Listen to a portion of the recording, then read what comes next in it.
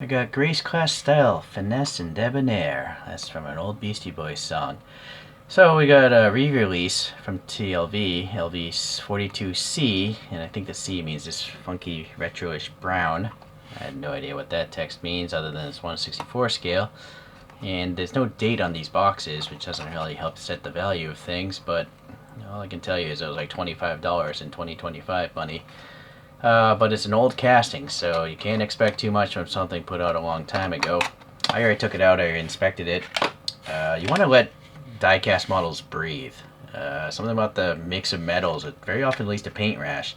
So if you're new to collecting, I would recommend you buy metallic paints and you never store them in a tight area like the boxes. But that's just me. Maybe I'm wrong. I only have like 1,000 models. So here's the only image I could find with a round badge on the front of this thing. So I'll talk about some Wikipedia. It might be all wrong, but I'm not going to research stuff. So this is a 4-door executive sedan, and debonair means gentle, courteous, suave, light-hearted, or nonchalant. So it's supposed to be a nice, cool gentleman's car, apparently. It was discontinued after 3 generations in 1999, but this first generation started way back in 1964.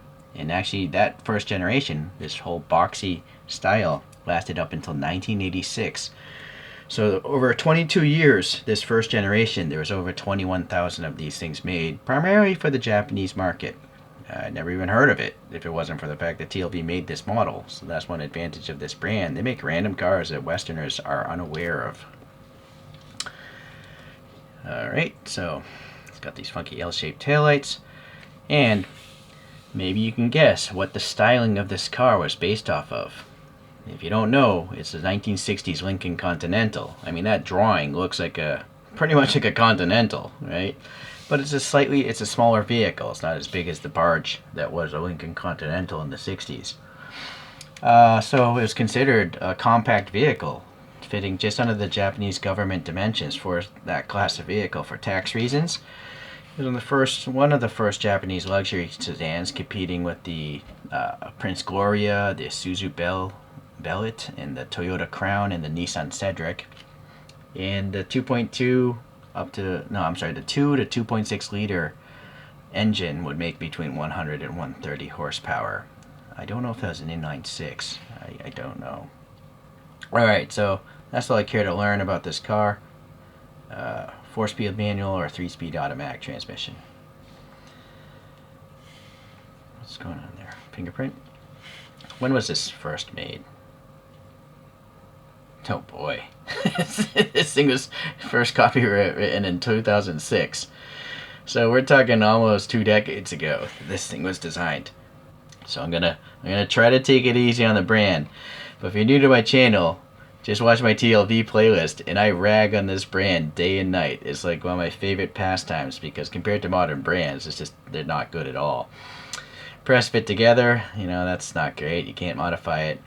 I don't mind the lack of treads, because it doesn't lead to crazy truck tires. The knobbies on the side, they look acceptable. They look kind of like road tires, so that's fine. It's got some funky brown hubcap details there. And being hubcaps, I guess I don't expect air to be passing through those spokes. That's fine. The white walls there are printed really nice. Quite concentric. Not bad at all. This color, I would call it a light brown. Yeah, some sort of brown. Not tan, not champagne. Some sort of light brown. It's nice. Sorry, I keep hitting the camera. Boom. It's nice.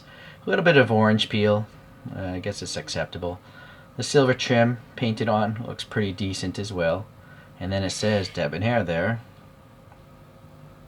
If I could focus on that. Well, that's as good as I can get it. Yeah, alright, so debonair. The turn signal there is like a metallic orange with a little bit of silver around it. I'm still trying to focus on that area, but it's too shiny. The door handles are sticking out, painted silver, looking pretty good. It's got molded windows, which I've come to appreciate, because on my resin models, those windows pop loose sometimes. So I'd rather have cloudy windows, wavy windows that never pop loose, than thin ones that do pop loose. This is a raised part of the casting, it looks like, painted silver. There's also silver on the casting for the window molding up top and the bottom. And this actually the whole chrome trim line. Very similar to a Lincoln Continental. There is a silver rectangular box here in the back pillar. I don't know if there's text though. Possible. I see some black. I think it says deluxe, right? That's impressive.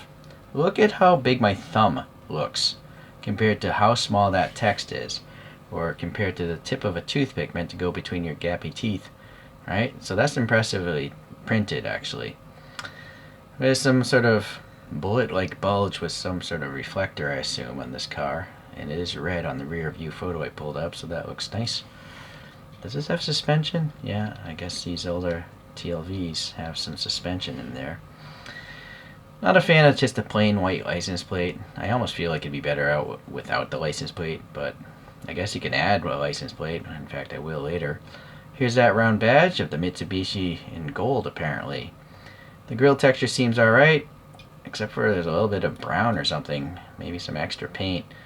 But you could get some black paint wash in there and detail it up pretty nice. And then you got the clear headlights with some sort of peg going in there, so it looks like a light bulb kind of, so I like that. The silver paint looks alright. The metal bumper is separate, I think. I wonder if it's part, no, I thought it might be part of the base, but no. Maybe this is a plastic bumper. I don't know. Actually, it's kind of warm, so I think it is plastic. Finally, we can see Debonair better. Okay, so that looks good, and the flake of the brown paint looks pretty good. Hubcap detail a little tighter, looking alright. No logo, but you know, there's no logo on the real photograph. So this just came with plain hubcaps. Alright, printing, I guess is alright there. I don't know if I can focus on that back badge, probably not. Going around to the back, looks like a separate silver painted bumper, plain license plate. And Debonair here. That's cool, legible. The Mitsubishi badge, very crisp. And the clear taillights looking good. Very good color separation between the backup lights and the red lights. And the depth of the lights is really nice. You can see the light bouncing around in there. So, all in all, actually, this is a lot better than I thought it would be. The fact that this thing is from 19 years ago is quite good.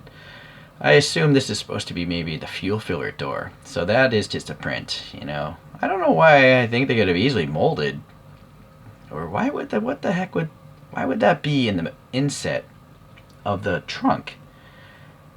Maybe if you know about this car, you could leave a message for everyone, but I just assume that's the fuel filler. I just don't know why they would inset it. Why wouldn't they just have a cutout here, like on a Skyline Hakko, and have a door there? It's weird. Little ridge. Silver paint around the back window looks good. And then the interior is looking alright because it's a light color. I don't even need a flashlight. You can see there's brown ridging in the middle of the seats and like a cream color for the rest of the interior. This parcel shelf is a little bit brown as well. I guess maybe they used masking tape. Maybe that's that rough edge there. Then we have a brown dashboard. And then, well, these are slightly raised, so some raised wipers painted silver. And a molded in recess, I guess trying to represent the rear view mirror. The steering wheel is hollow, so that seems like pretty good for something so old in its design. And then the dashboard looks like it's got silver paint on it.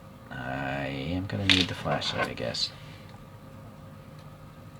Yeah, nice molded recesses there, some button details in the middle. Look how low that instrument cluster is. That's really weird, right? I have to assume that's accurate. It just seems really weird to have it so low compared to the steering wheel. Or maybe the steering wheel is really high, but it doesn't look that high. It's just slightly above the door, so that seems real. I think that's just an oddly designed interior. Alright, so I think it looks pretty good.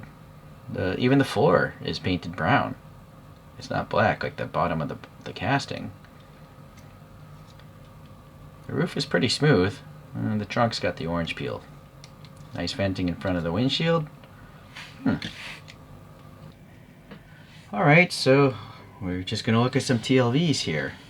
So we have a 1969, I believe, Toyota Crown. So this probably would have been competing with it. But the Crown, I think, is a bigger car. Let's see. Maybe it's not. No. Maybe Toyota did the same thing, try to fit that tax bracket of a compact vehicle. Let's see here. We have a coupe version, also from 1969, called the Crown. Okay. No special designation name for the coupe, it looks like. And then, if you want to see improvements, this is the very first casting from TLV. It literally says LV-01. It is a first generation Cedric. And look at this. This thing definitely looks old school. It looks so blobby. It's borderline Matchbox or something. Well, the tail is much crisper. That looks pretty good. But these tires are so slab-sided. And yeah, so in just 3 years, they made pretty good improvements. This Cedric here is from 2010, LV 94 or 95, and I think this looks more like a competition to this subject at hand today. So let's say these four are all very similar in their quality and the crispness of the molding and stuff, but the very first casting definitely looks more old school. I'm going to have to add some license plates to this thing a little later. And just for good measure, I'm throwing in the more modern Century by Toyota, LV-105. And this was cast in 2015. So that's the preeminent Japanese luxury vehicle in mainland Japan, to my understanding. I don't know if it's a Lexus. I think it's still considered the Century. It's still a Toyota instead of a Lexus. Correct me if I'm wrong, though. Okay. I gotta tell you, today's video was a bit of a surprise for me because I did not tear this model a new orifice that deposits it within toilets. It actually is quite good considering how old this casting is. It's quite impressive. There's actually a good amount of details. So I think for its time, it's quite fantastic. Unfortunately, for today's pricing, not so fantastic, because for the same amount of money in 2025, you could get, say, an Inno64 or a Tarmac Works or a Hobby Japan that would have mirrors on the thing, disc brake systems, separate windshield wipers, a rear view mirror, license plates. Just so many more details have come into this hobby.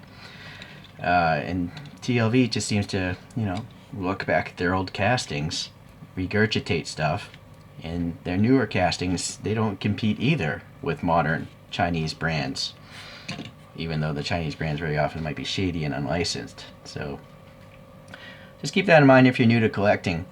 But if you like obscure Japanese vehicles with fancy names that the Beastie Boys appreciate, this is a cool model. I rather like it. I think it's neat, because I also like the 60s Continental. I'll be back, hold on. Alright, so here's a 65 Continental by Greenlight. I did add these aftermarket, like Hot Wheels rims. I think it looks cooler that way, and I repainted the interior, if I had to guess. So, do they look similar? The thin tail fins along the sides. Just the square-edged design of the body. I mean, they definitely look similar, I think. The 4 round headlights. Okay. So one thing I'm going to note for people that are new to collecting, this is great. It could be a lot worse. Greenlight, I think, is better than Auto World in many instances. This Auto World here, it has painted on headlights. What's up with that? I mean, that's not realistic whatsoever, unless it's like a race car with plastic covers on its headlights. And even worse, look at this panel gap.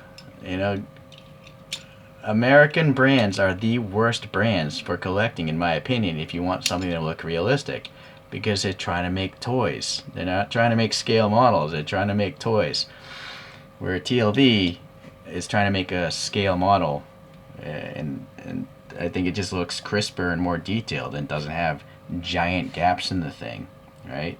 And painted on taillights, headlights, and stuff. I like Greenlight more because a lot of times it does have plastic headlights and taillights. Alright, so it's interesting. Great model. I like this one. I like the obscurity of it.